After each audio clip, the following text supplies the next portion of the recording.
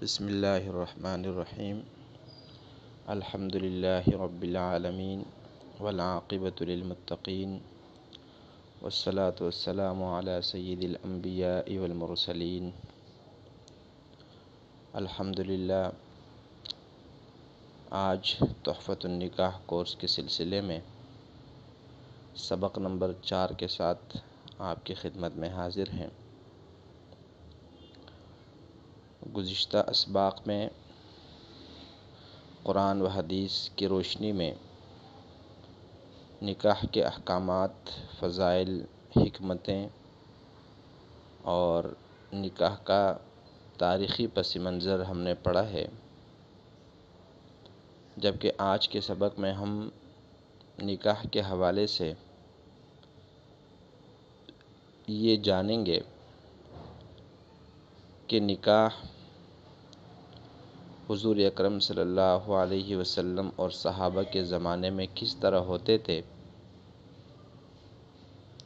اور ہماری شریعت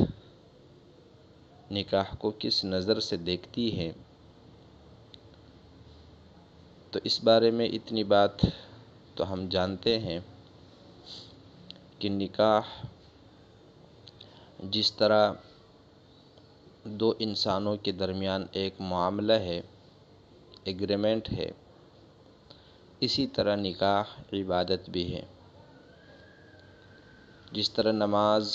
روزہ، حج اور زکوٰۃ یہ عبادات ہیں اور شریعت میں ان کے مخصوص طریقے نقل کیے گئے ہیں، ایسے ہی ایک مسلمان مرد اور عورت کا آپس میں نکاح کرنا بھی ایک عبادت ہے۔ اور جس طرح نماز، روزہ، حج اور زکوٰۃ ان سارے عبادات کا ہماری شریعت نے ایک طریقہ مقرر کیا ہے، تو اسی طریقے سے نکاح کرنے کا بھی ایک طریقہ ہے جو خود شریعت سے ثابت ہے۔ لہٰذا جو نکاح شریعت کے مطابق ہوگا، سنت کے موافق ہوگا، وہ نکاح عبادت ہے اور اجر و ثواب کا ذریعہ ہے اور خیر اور برکت کا سبب ہے۔ اور جو نکاح شریعت سے ہٹ کر ہوگا، سنت کے خلاف ہوگا، تو بھلے نکاح منعقد ہو جائے لیکن نکاح کی جو برکتیں ہیں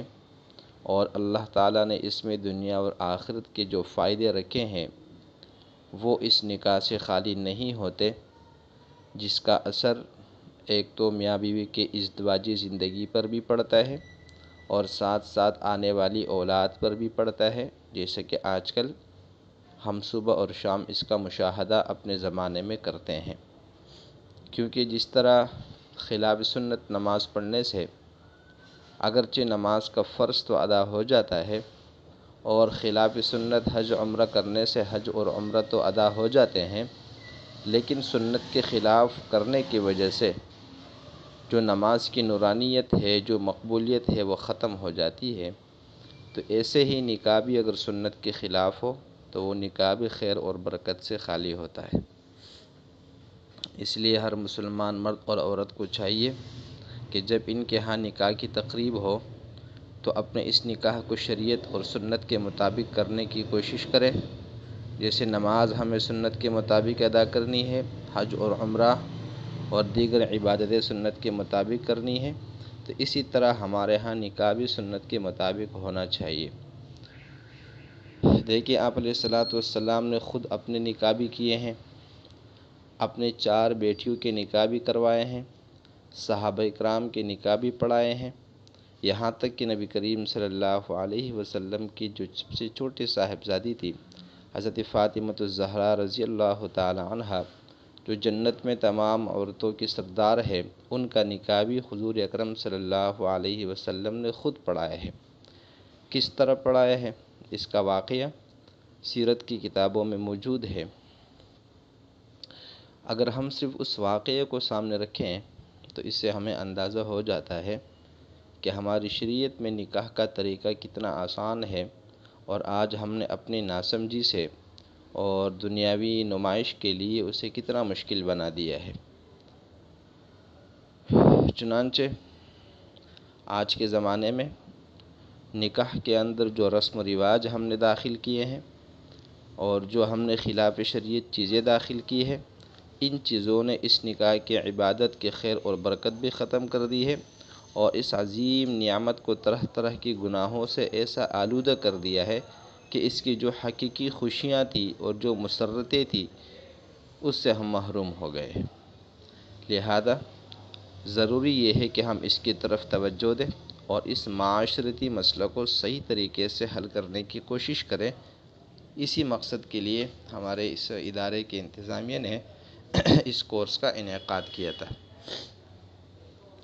حضرت فاطمہ رضی اللہ تعالی عنہ کا جو نکاح ہوا تھا، اس کا واقعہ سیرت کی کتابوں میں اس طرح موجود ہے کہ جب فاطمہ رضی اللہ تعالی عنہ کی عمر 15.5 سال کی ہو گئی تو سب سے پہلے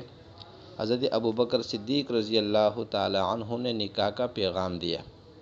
اس کے بعد حضرت عمر فاروق رضی اللہ تعالی عنہ نے نکاح کا پیغام دیا، لیکن آپ علیہ السلام نے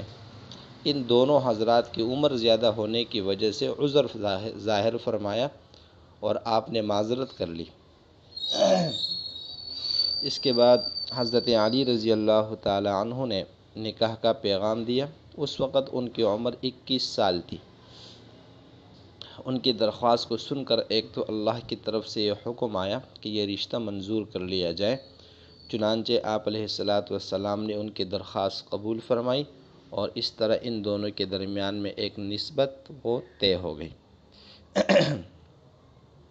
اس کے بعد آپ علیہ السلام نے حضرت انس رضی اللہ تعالی عنہ جو آپ کے خادم تھے ان سے فرمایا کہ انس جاؤ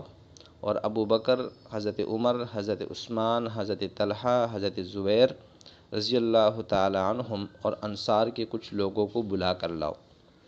جب یہ سب لوگ جمع ہو گئے تو آپ علیہ السلام نے خطبہ پڑھا اور حضرت فاطمہ رضی اللہ تعالی عنہ کا نکاح حضرت علی رضی اللہ تعالی عنہ سے کر دیا اور مہر تقریباً 400 درہم مقرر فرمایا اور ایک پلیٹ میں تھوڑے سے چھہارے رکھ کر حاضرین کو پہنچائے۔ اس کے بعد حضرت ایمن رضی اللہ تعالی عنہ سے فرمایا کہ تم فاطمہ کو علی کے گھر پہنچا دو۔ چنانچہ جناب نبی کریم صلی اللہ علیہ وسلم نے حضرت ایمن رضی اللہ تعالی عنہ کے ہمراہ خاتون جنت کی رخصتی فرما دی۔ حضرت ایمن رضی اللہ تعالی عنہ حضور اکرم صلی اللہ علیہ وسلم کی بیٹی کو حضرت علی کے گھر پہنچا کر آ گئی۔ یہ دونوں جہاں کے سردار جناب نبی کریم صلی اللہ علیہ وسلم کے صاحبزادی کے رخصتی ہیں، جو خود بھی جنت کی عورتوں کے سردار ہیں۔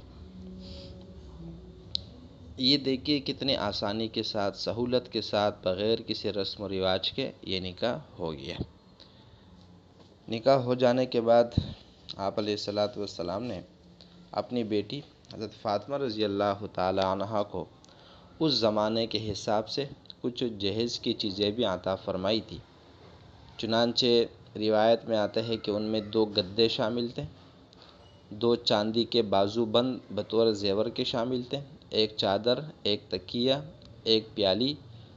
2 مشکیزیں، 1 چکی آٹا پیسنے کے لیے۔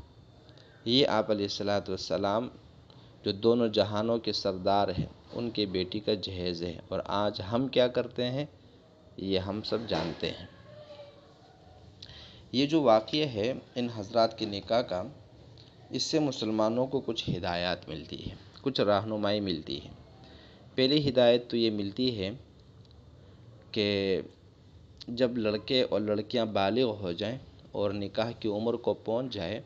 تو پھر بلا وجہ یا بلا عذر لڑکے یا لڑکی کو بغیر نکاح کے رکھنا مناسب نہیں ہے۔ بلا تاخیر ان کا نکاح کر دینا چاہیے۔ البتہ اگر کوئی بہت معقول قسم کا عذر ہو تو پھر کچھ تاخیر کی گنجائش ہوتی ہے۔ دوسری ہدایت جس کا مسلمانوں کو خیال رکھنا چاہیے کہ نکاح کے اندر لڑکے اور لڑکی کی عمر کے درمیان تناسب اور مطابقت کا خیال رکھیں۔ لڑکے کی عمر لڑکی سے کچھ زیادہ ہونی چاہیے، جیسے حضرت علی رضی اللہ تعالی عنہ کی عمر 21 سال اور حضرت فاطمہ رضی اللہ تعالی عنہ کی عمر اس وقت 15.5 سال تھی۔ تو یہ تقریباً 4-5 سال کا فرق ہے، تو بہت معمولی سا فرق ہے۔ البتہ اس کے برعکس نہیں ہونا چاہیے کہ لڑکی بڑی عمر کی ہو اور لڑکے کی جو عمر ہے وہ کم ہو یا بہت زیادہ فرق ہو، یہ مناسب نہیں ہے۔ اگرچہ کم زیادہ عمر کے ساتھ بھی نکاح جائز ہے شرعاً، کیونکہ نکاح تو باہمی رضامندی کے ساتھ ہوتا ہے، اور باہمی رضامندی میں چھوٹی عمر والی لڑکی بڑی عمر کے لڑکے سے نکاح کر لے یا چھوٹی عمر والا لڑکا کسی بڑی عمر والی عورت سے نکاح کر لے تو جائز تو ہے، لیکن حضور اکرم صلی اللہ علیہ وسلم کے جو طریقے کو ہم دیکھتے ہیں اپنے بیٹی کے نکاح کے حوالے سے، تو اس میں آپ نے عمر کا لحاظ رکھا ہے۔ یہ دوسری ہدایت ہے جو ہمیں اس نکاح سے مل جاتی ہے۔ تیسری ہدایت وہ یہ ہے کہ دیکھیے آپ علیہ السلام نے حضرت علی رضی اللہ تعالی عنہ سے اپنی بیٹی کے نکاح کا وعدہ اور ان کی درخواست کی سادگی کے ساتھ قبول فرمائی۔ نہ پورے خاندان کو جمع فرمایا، نہ برادری کے لوگ آئیں، نہ قوم آئی، نہ کوئی لینا دینا اور نہ کچھ کرنا درنا ہوا۔ کس سادگی اور کس اختصار کے ساتھ تھوڑی سی دیر میں یہ اتنا بڑا مسئلہ حل ہو گیا۔ اور چوتھی ہدایت جو اس نکاح سے ہمیں ملتی ہے وہ یہ ہے کہ نکاح کا پیغام لڑکے والوں کو دینا مناسب ہے کہ لڑکے والے لڑکی والوں کو پیغام دے اور لڑکی والے اس کو قبول کریں، اور اس کے الٹ بھی جائز ہے کہ لڑکی والے لڑکے والوں کو پیغام دے۔ مگر مذکورہ واقعے میں ہم دیکھتے ہیں کہ حضرت علی رضی اللہ تعالی عنہ خود درخواست لے کر حضور اکرم صلی اللہ علیہ وسلم کی خدمت میں آ رہے ہیں، اور حضور اکرم صلی اللہ علیہ وسلم لڑکی والے ہیں اور آپ نے ان کی درخواست قبول فرمائی۔ اس کی وجہ یہ تھی کہ حضرت علی کے جو والد تھے ابو طالب، وہ اس وقت دنیا سے جا چکے تھے، تو اس لیے حضرت علی چونکہ آپ علیہ السلام کی پرورش میں رہتے تھے اور آپ کے چچا زاد بھائی بھی تھے، اس لیے یہاں بے تکلفی کا تو کچھ ماحول تھا، اس لیے انہوں نے خود نکاح کا پیغام دیا۔ یہ کچھ